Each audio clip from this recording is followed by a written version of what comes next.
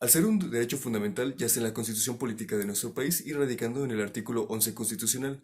Aunque es un derecho relativamente sencillo de comprender debido a su propia gramática, son sus alcances y sobre todo sus limitaciones la que le dan complejidad al mismo. Y analizaremos la tendencia a la perduración de este derecho. Los límites del derecho al libre tránsito están establecidos en el propio artículo que lo reconoce, es decir, el onceavo constitucional, subordinándolos a las decisiones administrativas, jurisdiccionales o sanitarias del mismo. Por su naturaleza es un derecho subjetivo, pues la libertad de dónde ir corresponde al imperio de la voluntad de la persona, y es bastante común que no perdure ante el interés social o ante el orden público de los gobernados. El fenómeno de la suspensión de este derecho es algo que estamos prontos a ver, francamente, en virtud de la situación sanitaria que se presenta debido al coronavirus, pero bueno, ese es un tema punto aparte, aunque es un tema de actualidad.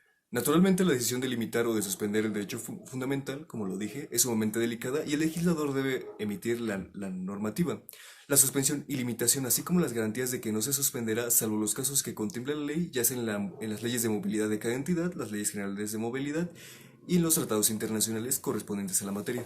Y en cuanto a sus ejemplos, está el Código Nacional de Procedimientos Penales para su elemento negativo o prohibitivo y los tratados internacionales como la Declaración Universal de los Derechos Humanos o el Acto Internacional de Derechos Civiles para su elemento positivo o facultativo. Ya que el marco teórico quedó lo suficientemente claro, analicemos una aplicación jurisdiccional. El caso expuesto emana de una sentencia del Tribunal Constitucional Español, la sentencia número 36/1982, donde los actores son el ciudadano Ismael Hernández Redondo, en nombre propio y en representación del Sindicato de Trabajadores de España, contra el Gobierno Civil de Madrid.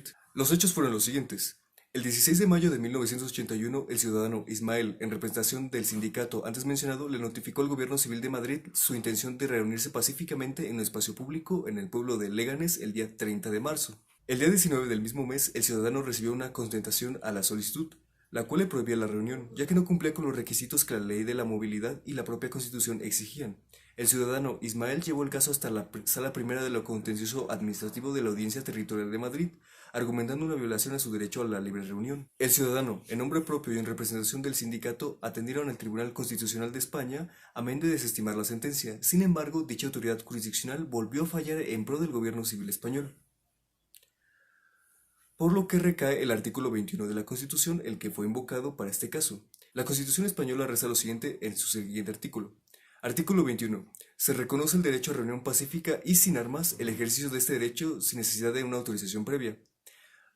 En casos de reuniones en lugares concurridos o de orden público o de manifestación, deberá notificarse ante la autoridad administrativa con una antelación de 10 días naturales y de ninguna manera podrá prohibirse salvo que constituyan una amenaza a la seguridad nacional. Al profundizar en la teleología de la normatividad establecida, se reconoce un factor prohibitivo determinante, el espacio donde se ejerce el derecho y la temporalidad. Al ejercerse una reunión pacífica y no armada en un entorno cerrado o controlado, diferente a los espacios públicos y a la cosa pública, la naturaleza del hecho imposibilita el menoscabo en los derechos de cualquier tercero. Sin embargo, al efectuarse en un espacio público, violenta el derecho al libre tránsito de los ciudadanos en general. Además, es un posible menoscabo al derecho a la seguridad de la misma. Por esta misma razón, las autoridades administrativas prevén 10 días naturales, los cuales el señor Ismael no atendió. Las autoridades administrativas prevén estos 10 días naturales de anticipo para solicitar la reunión para que de esta forma efectúe las medidas cautelares y de movilidad necesarias para evitar un menoscabo a los derechos de la ciudadanía, prevaleciendo, naturalmente, el interés público. Al no respetar el plazo de 10 días que la autoridad le exigía, se efectuó un posible menoscabo a los derechos de la ciudadanía en general, ya que al ser un lugar público, un lugar de tránsito y de reunión, los demás ciudadanos se verán limitados en su derecho a expresarse, a manifestarse o a trasladarse de su trabajo a sus hogares o viceversa. Por lo tanto, la ley contempla esta temporalidad. La temporalidad no es para prohibir, al contrario, es para permitir a toda la ciudadanía que concurran sus derechos de forma totalmente libre y pacífica, sin menoscabo de ninguna de las demás. Simplemente se necesita el espacio. El factor determinante en este caso no fue el hecho en sí, sino la temporalidad para tutelar los derechos de los demás. Por eso es que el derecho a libre tránsito, en este caso de la ciudadanía en general, perduró.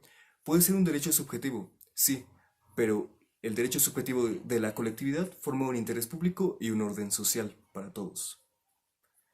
Bueno, con esto le doy cierre a mi video. Muchísimas gracias por su atención.